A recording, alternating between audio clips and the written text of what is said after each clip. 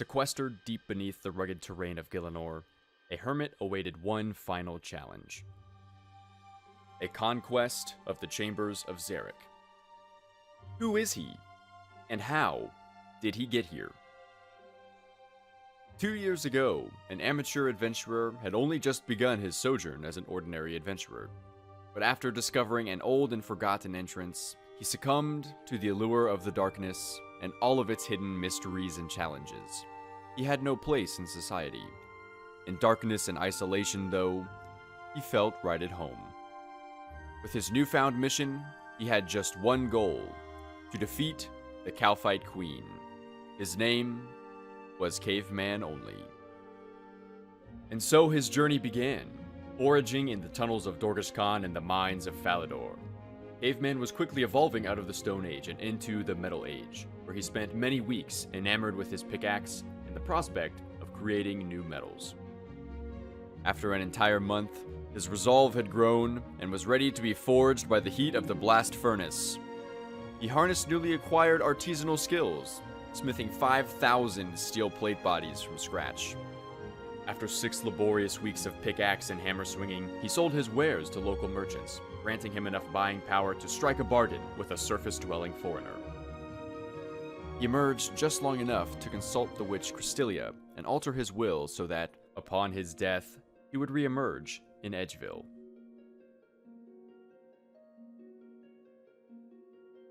And so it was done. 5 million coins had granted him access to one of the realm's most powerful and prestigious figures. Vanica. A new chapter had begun.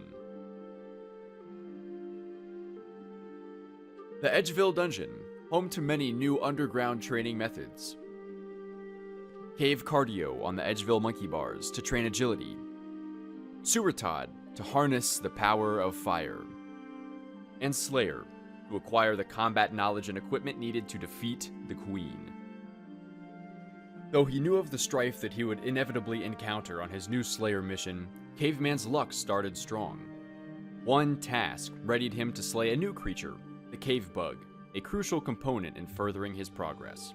He collected their herbs and secondary ingredients, making strange new concoctions along the way.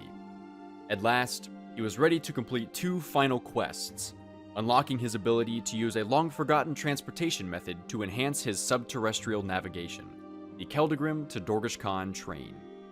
On and on he slayed, killing hill giants, hobgoblins, and moss giants alike, developing his skills faster than ever thought possible.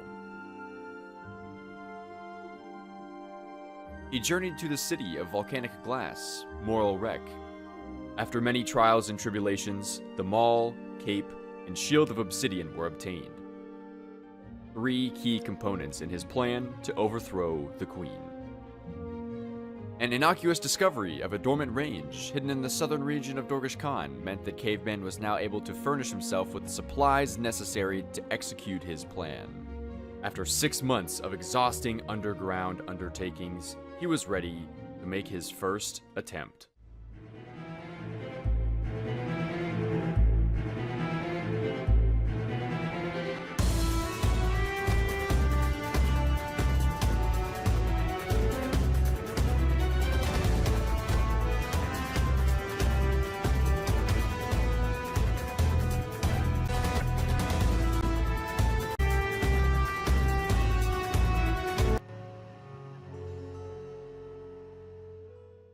Even after all of the preparation and planning, his efforts were to no avail. So back to the drawing board he went to further improve his skills and strategies. The key, he believed, was with Slayer. Through this skill, his personal glory could be achieved. Advances like the Amulet of Strength, the leaf-bladed battle axe, and the opportunity to hone his combat skills would prepare him for redemption. But there was one small problem. An incompletable task.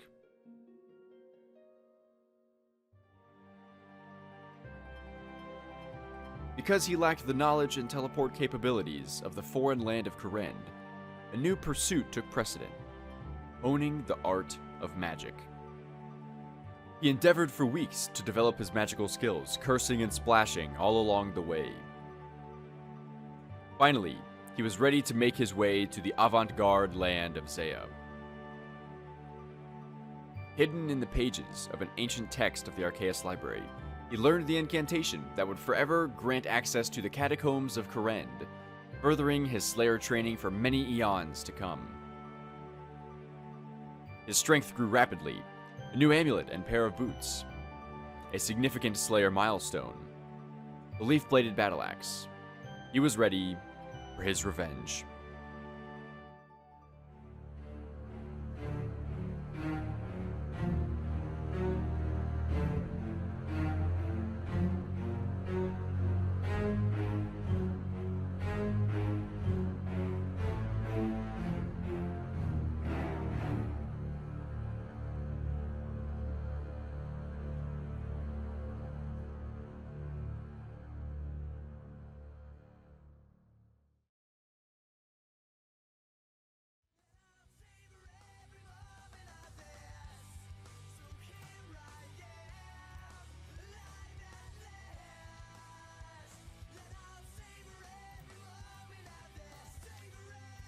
Yes! Sorry, headphone users. Oh my god, no! By the hand of RNGesus, he was blessed on that day with the coveted dragon chain body as compensation for his resolve, a legend now told by the songs of 1,000 bards. His primary pursuit was finished. What was an adventurer to do now? Little did he know, usurping the queen would be the first of many challenges to come. And so he laid his eyes upon a new task, to claim the famed fire cape from within the bowels of the fight caves, defeating Tuztok Jad with nothing more than a bone crossbow and rings of obsidian. Arming himself for an endurance challenge of this magnitude would be the most difficult feat yet, so Caveman set out to equip himself with the best wares possible. Barbarian Assault awarded him handsomely with a Penance Ranger hat and skirt, his new best range gear. Slayer creatures provided bountiful herbs and vital secondary ingredients. And slaying the queen herself reaped rewards enough for the underground adventurer's first Fight Caves trial.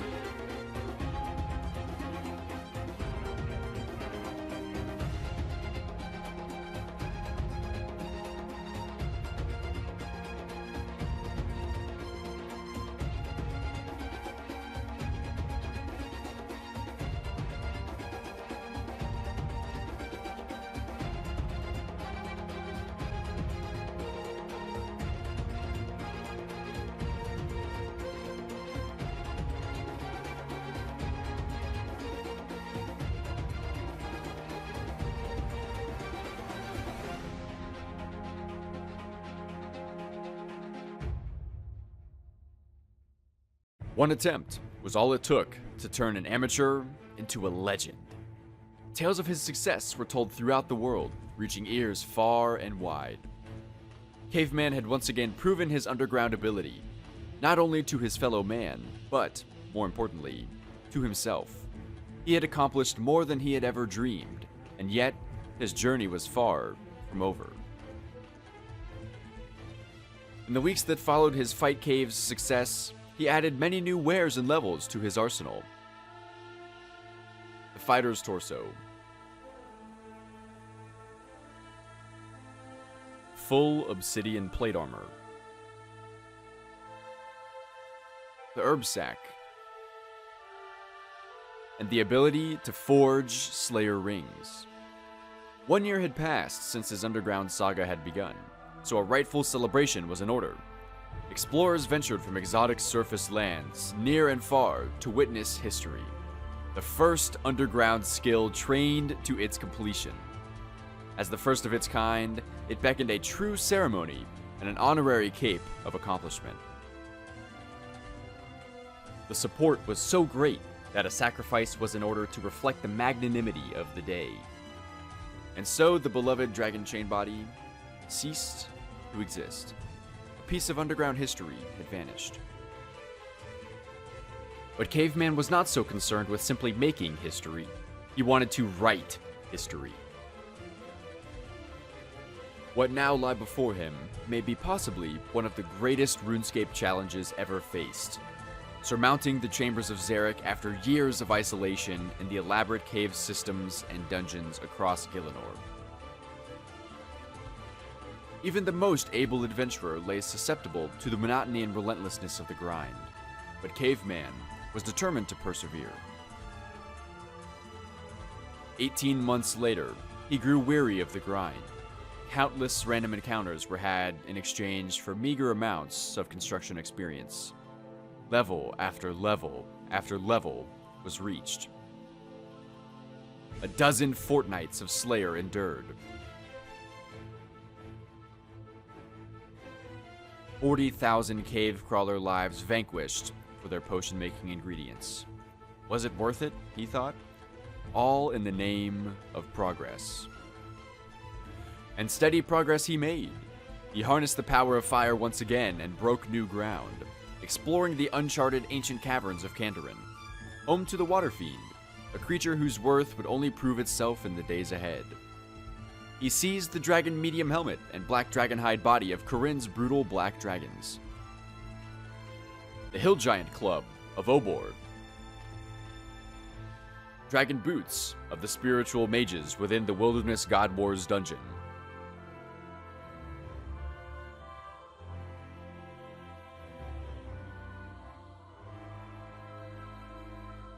The iconic Abyssal Whip.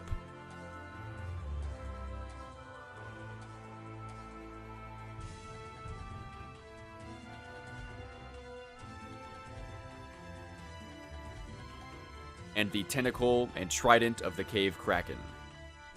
Caveman only was becoming a true force to be reckoned with. A warm summer day was marked by another monumental milestone. 99 ranged, with only a bone crossbow.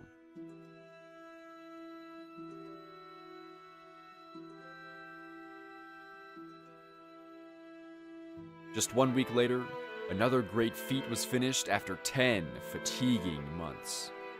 The ability to construct a simple oak staircase, achieved exclusively through random encounters. A level which meant building the underground man cave of his dreams. Dozens of levels were obtained in a matter of moments.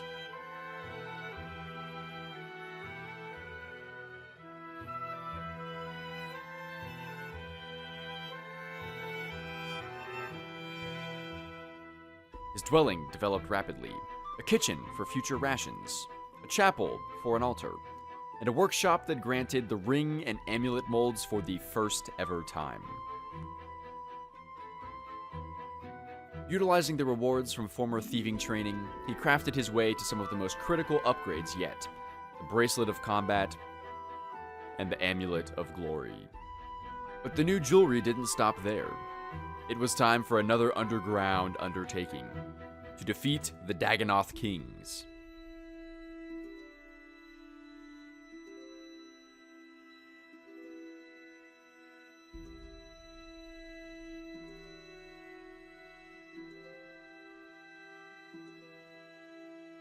As foretold by the prophets, RNGesus' blessings rained down upon Caveman once more.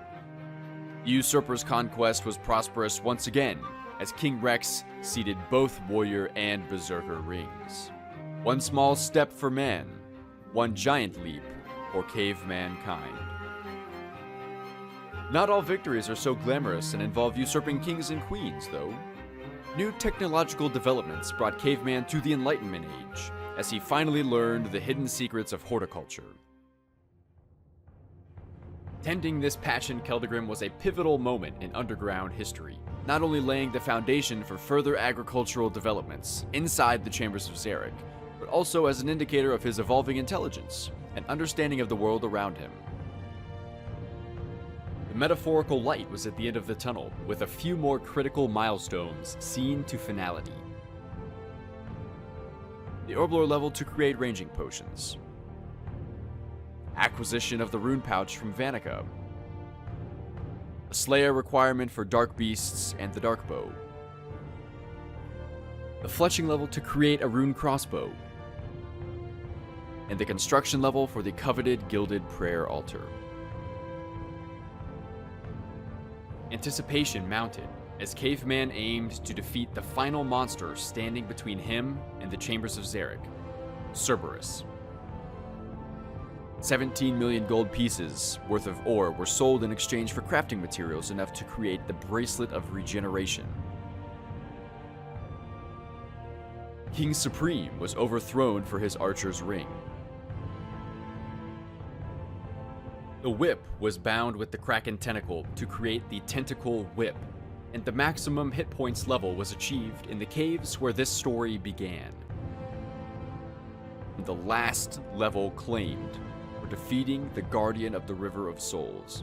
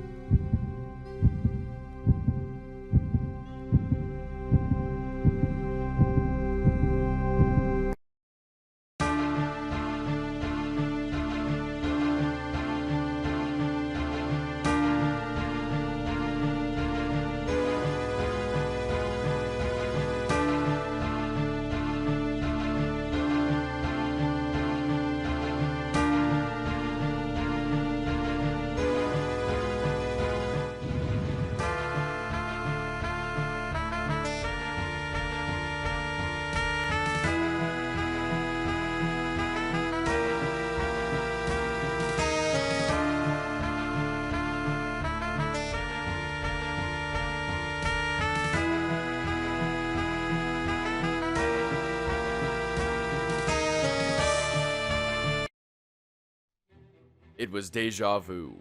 Too ill-equipped and undersupplied, he diverted focus from Cerberus and returned to Slayer, polishing off a grueling 1,000 Slayer task streak. Cerberus had not seen the last of Caveman.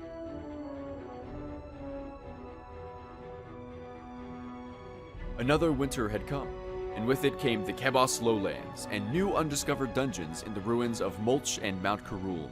Zarek's talisman, once belonging to a former tyrannical ruler over Great Karen, was confiscated from the chests beneath the Temple of Mulch.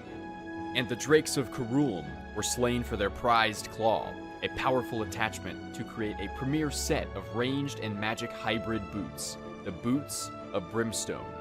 A final onyx was purchased and molded into a berserker necklace, making the obsidian weapons and plate armor unequivocally his strongest available armor. 2 years, 100 million experience points, and 3,000 hours of subterranean allegiance culminated in one final Slayer level. The ability to slaughter smoke devils for an item long yearned for. A crossbow string to complete a rune crossbow. It was done. The coveted rune crossbow had replaced the bone crossbow, a cornerstone of his underground progress. After an intense year-long preparation, he had all of the items and levels he needed to best his next challenge.